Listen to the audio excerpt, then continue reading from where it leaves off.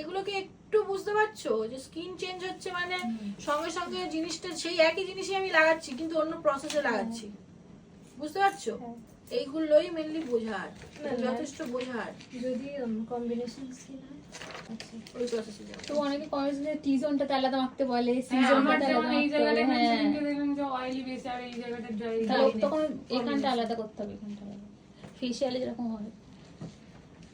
ঠিক আছে, আস্তে আস্তে তোমরা এবারে বুঝতে শুরু করবে। এটা তো সবে আজকের একটা জিনিস দেখাচ্ছি, এখন তোমরা অন্য প্রোডাক্টগুলোর ইউজ জানো না, জানি না। ঠিক আছে? যখন তুমি এটা জানতে পারবে যে অয়েলি স্কিনে কি সিরাম দেওয়া যায়, তখন তোমার মনেই হবে যে যখন এই জোনটা আমার টি জোনটা যখন আমার অয়েলি, তাহলে আমি এই জোনে এই সিরামটা দেবো, আর এই জোনটা আমার ড্রাইনেস আছে, তাহলে আমি এখানে এইটা দেবো। তখন তুমি নিজেই বুঝতে পারবে, কারণ এখন তো তুমি আর অন্য কোনো জিনিস জানো না, শুধু জানছো আজকে, সেই জন্য এটা মনে ডাউট থাকছে। বাট যখন পুরোটা জানা হয়ে যাবে তখন আর এই ডাউটটা থাকবে না, তুমি নিজেই বুঝতে পারবে যে এইখানে আমার অয়েল প্রোডাকশন বেশি হচ্ছে, তো আমার সেটা কমাতে হবে।